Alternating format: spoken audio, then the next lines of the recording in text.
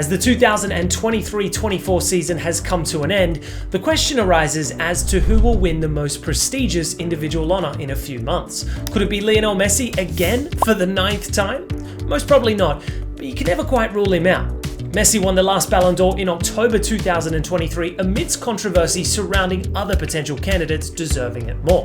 Erling Haaland was the closest contender. The ambiguity around what matters most, individual performances or team achievements, is a never-ending debate. There are a few favourites who could potentially win it this year. Rodri with Manchester City and Spain had a stellar season and won several major trophies. Jude Bellingham was the favourite throughout the season until the conclusion of the Euros, where his English side lost to Rodri's Spain in the final. Vinicius Jr. also had a great individual season, but Brazil crashed out of the Copa America, and that slightly hurt his chances to come out on top.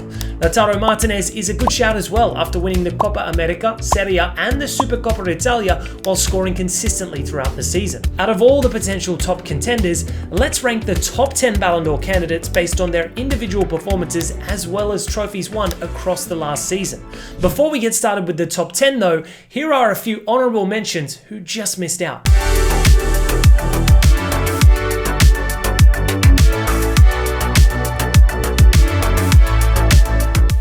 Nico Williams had a breakout season with his boyhood club, and it went largely unnoticed outside of Spain. He was crucial for the Copa del Rey victory that Athletic Bilbao saw after 4 decades without a major trophy. Also scoring in the final of the Euros for Spain, he was arguably responsible for winning 2 major trophies last season, one for the club and another for the country. 22-year-old Nico Williams scored 10 goals and supplied 20 assists for club and country. Jamal Musiala was another standout performer over the last season. He doesn't break into the top 10 because he didn't win a single trophy, and on paper, his output in front of the goal doesn't sound as great. But if you watched him play day in and day out, it's impossible you weren't left impressed with his technical ability and sheer talent. He scored 15 goals and supplied 8 assists throughout the season for Bayern Munich and Germany.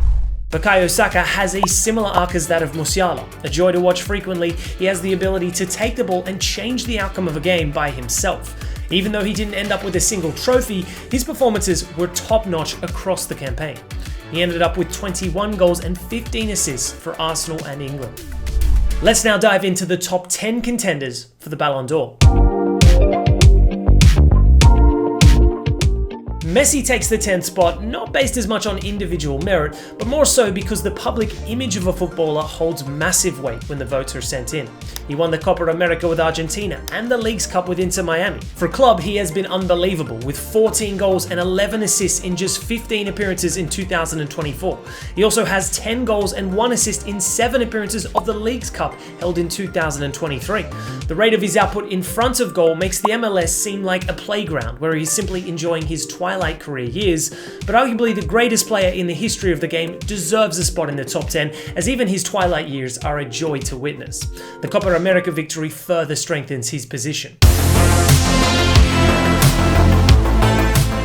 A strong contender for winning the Yashin Trophy a 2nd year running, Emiliano Martinez had an amazing season with Aston Villa in the Premier League as well as with Argentina winning the Copa America. He accumulated 15 clean sheets for Villa throughout the season. Against Ecuador, he put on a world-class performance, saving 2 penalties in the shootout to make sure Argentina advanced to the semi-finals. Martinez only conceded 1 goal throughout the entire tournament and went on to eventually win it. He was also important in Aston Villa getting Champions League football next season. Goalkeepers are often overlooked in the Ballon d'Or race, but Emi Martinez deserves to be recognised. Haaland came close to winning the Ballon d'Or last year, only marginally missing out to Messi due to the World Cup. He is bound to win a Ballon d'Or in the future with the trajectory of his career path, but even with last season's stellar exploits, he probably falls short due to the high standards that are now expected of him. He won the Premier League, Club World Cup and UEFA Super Cup with Manchester City while scoring 38 goals in 45 appearances. An injury in the first half of the season slightly derailed his campaign and goal tally. A surprise loss in the FA Cup final to bitter rivals Manchester United, as well as an exit from the Champions League in the quarterfinals, limits his chances. There's no doubt he'll be back to his best next season though. The Bundesliga Player of the Season, Florian Wirtz, has made a remarkable comeback from his ACL injury just 2 years ago. He played a crucial role in Leverkusen's historic campaign, going unbeaten throughout the season, barring the final of the Europa League, of course.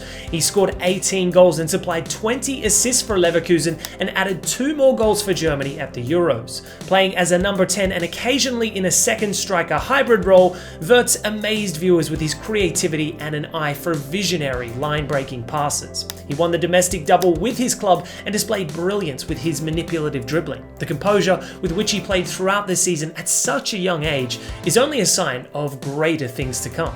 He's established himself as not just one of the best youngsters, but rather one of the best players in the entire world. Foden had the best season in Manchester City colours and stepped up during periods of absence from Kevin De Bruyne and Erling Haaland due to injury. Winning the Premier League, Club World Cup and UEFA Super Cup, Foden proved his ability to take over the reins from De Bruyne in the future. The Premier League Player of the Season was most effective through the centre of the pitch and scored some absolute worldies last campaign. His brace in the last matchday of the Premier League season sealed the title for Manchester City. Foden scored a total of 27 goals and produced a further 12 assists for his club, but had an uneasy display at the Euros for England. He's a versatile attacker, but somehow couldn't manage to influence games from the left wing at the Euros as much as was expected from him. Even though he was deployed more centrally in the last 3 games for England, he had 0 goal output throughout the tournament. The Real Madrid man played his last season for PSG and couldn't deliver on the dream of winning the first Champions League for his club. He ended up with 44 goals and 10 assists in just 48 appearances for PSG. What was most surprising though was the lack of goals for France, as he only scored 1 at the Euros. He was key to PSG lifting the French league title, the Coupe de France and the Trophée des Champions. Now moving to Real Madrid makes him one of the most feared strikers in one of the most feared teams in Europe. Maybe we'll get to see a face-off between him and Haaland in contention for the next Ballon d'Or, but he falls short of the mark in this campaign. The Inter striker won the Serie A title and Supercoppa Italiana while scoring 27 goals and supplying 7 assists in 44 appearances. He also took home the Copa America Golden Boot Award with 5 goals in 6 appearances, including the extra time winner in the final to clinch the trophy for Argentina. The Scudetto and Copa America trophy give him solid backing in terms of the major trophy count. He has the goals to show for it as well. The only dark cloud in his campaign was the penalty miss against Atletico Madrid in the Champions League round of 16, knocking Inter out of the tournament. Vinicius had one of his best seasons with Real Madrid, even though he went through an injury at the start of the season. He scored 15 goals and gave 6 assists in just 26 league appearances. But the left winger was most impressive under the brightest lights of the Champions League as he put on a show against Bayern Munich in the semi-finals. He scored a brace in the first leg to keep Real Madrid alive for the second, where a late comeback was almost unsurprising at this point. Vini Jr. won the Champions League, La Liga and the Supercopa, scoring a hat-trick against Barcelona in the final of the latter tournament. He ended up with 26 goals and 11 assists for club and country, but couldn't clinch the Copa America title after a quarter-final exit. But he's still a strong contender to win it. The poster boy of football last season was being pitted to win the Ballon d'Or as early as in January, and with good reason too. Same as Vinny, Jude Bellingham has the Champions League title, La Liga and Supercopa to boast about in terms of trophies. In the first half of the season, he was inevitable. He scored 90th minute winners like he was starring in his own show. But what was even more impressive was how quickly he settled abroad in his very first campaign in Madrid with such high expectations. He scored 23 goals and supplied 13 assists for Los Blancos and came in clutch too many times to count. The leadership he showed at such a young age was phenomenal viewing. The 95th minute bicycle goal against Slovakia in the round of 16 at the Euros felt almost scripted. As England reached the Euros final while Brazil was already out of the Copa America, it seemed like the stars had aligned for Bellingham to win the Ballon d'Or. But a loss against Spain suddenly shifted the narrative and a new top contender arose. Rodri has been quietly having one of the greatest seasons in recent times as a defensive midfielder. the most integral cog in the Pep Guardiola machine, Rodri has proved himself to be indispensable in whatever team he plays. He won the Premier League, Club World Cup, UEFA Super Cup, and then finally, to top it all off, the Euros.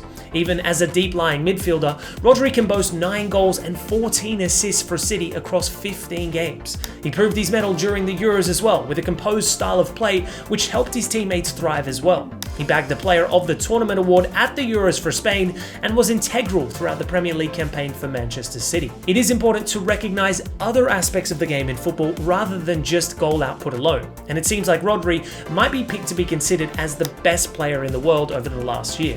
We'll need to wait for some time before the winner is revealed, but who do you think deserves to win the Ballon d'Or for 2024? Let us know in the comments below.